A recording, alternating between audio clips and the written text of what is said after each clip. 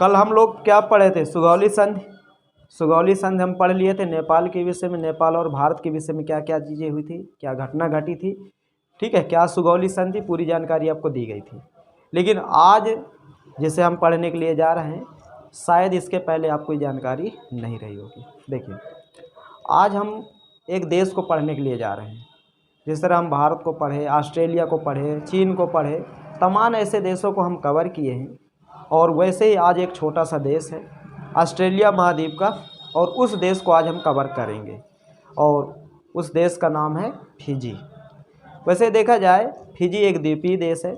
Fiji के चारों तरफ महासागर है, महासागर में प्रशांत महासागर है, और ये भी कहा जाता है फिजी बहुत सुंदर देश है। और वैसे फिजी की जो आधिकारिक भाषा अगर हम बात करें तो अंग्रेजी है, लेकिन फिजी अपने यहाँ हमारी हिंदी को भी अपनी आधिकारिक भाषा में शामिल किया है। ये हमारे लिए बहुत गर्व की बात है। मतलब ज़रा सोचिए, हमारे देश की राष्ट्रीय भाषा कोई नहीं है। संविधान में 22 भाषाओं को मान्यता दी गई है, लेकिन राष्ट्र की स्पेशल कोई राष्ट्रीय भाषा नहीं है।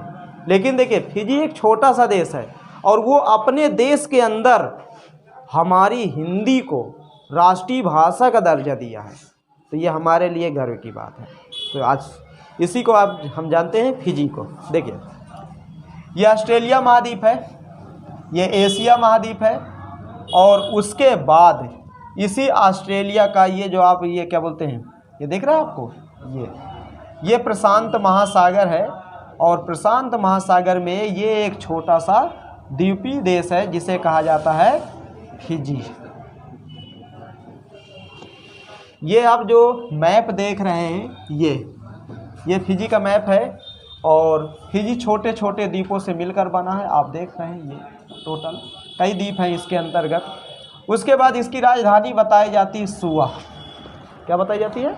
सुआ इसकी राजधानी है, और सबसे बड़ा शहर भी है। और ये एक कृषि प्रधान देश है।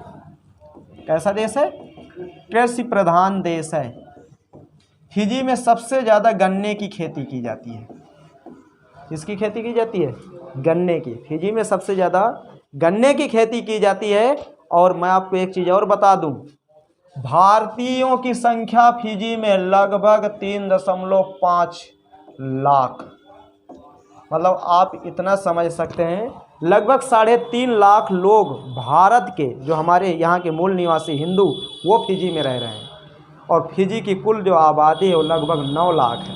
तो कहीं ना कहीं देखा जाए, 9 लाख आबादी और 3.5 लाख लोग कहाँ के? भारत के, और वो भी कौन? हिंदू।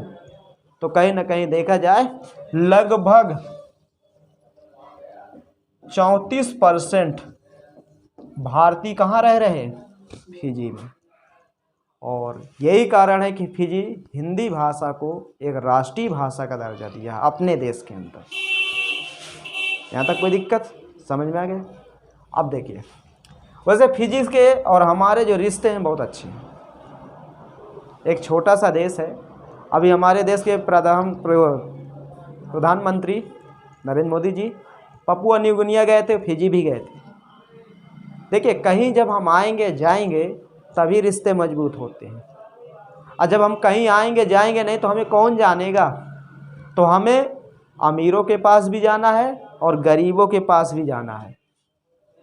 भाई, बहुत सारे देश के ऐसे लीडर होते हैं जिन देशों से हमें ज़्यादा मिलता है, उनके पास वो ज़्यादा जाना पसंद करते हैं। और जिन देशों के से उनको नहीं मिलता तो उनके पास वो जाना पसंद नहीं करते। ठीक है, तो हमारे प्रधानमंत्री की सोच बहुत अच्छी है कि अगर हम अमेरिका जा रहे हैं, ऑस्ट्रेलिया जा रहे हैं, न्यूजीलैंड जा रहे हैं, तो अगर न्यूजीलैंड और ऑस्ट्रेलिया के बगल में अगर छोटा सा कोई देश है तो उससे में हमें भी जाना चाहिए और उसके भी हाल चाल लेना चाहिए। उससे फ़ायदा है, घाटा नहीं है। जब कभी भी हमारे ऊपर कोई दुश्मन देश अगर हमला करेगा तो वह अगर खुल के मदद नहीं करेगा तो इनडायरेक्ट ज़रूर मदद करेगा। क्यों? क्योंकि वो उसके यहाँ हमारा आना जाना है।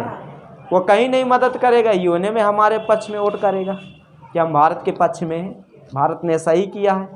समझ रहे? तो हर देश में आना जाना चाहिए। और कहीं ना कहीं 3.5 लाख लोगों को रोज़गार दिया है। और वो पैसा भारत में आ रहा है कि नहीं आ रहा है? उनके द्वारा जो कमाया गया पैसा कहाँ जाएगा? भारत में ही तो आएगा। तो भारत के लिए फ़ायदा है कि नहीं? पूरी तरह हमारे लिए फ़ायदा है, उसमें तो कोई वही नहीं। तो ये फिजी है। और अब इस फिजी को नहीं भूलना आप, कि भूल जाएगा, बिल्कुल नहीं भूलना। ठीक है, ऑस्ट्रेलिया महाद्वीप का देश है, छोटा सा है, द्वीपीय है। प्रमुख फसल यहाँ पर गन्ने की जाती है। उसके बाद इसकी जो अर्थव्यवस्था वो मिश्रित है। ठीक है, और बहुत ही संपन्न राष्ट्र में गिना जाता है और अर्ध विकसित कैटेगरी में इसे रखा गया है। और यह भी कहा गया है कि इसको चारों तरफ से प्रशांत महासागर घेर के रखा है। तो आप ये कहिए प्रशांत महासागर में स्थित ये एक द्वीपीय देश है। कोई दिक्कत समझ में आ गई? अब अगला देश देखें। ठीक है, ओके।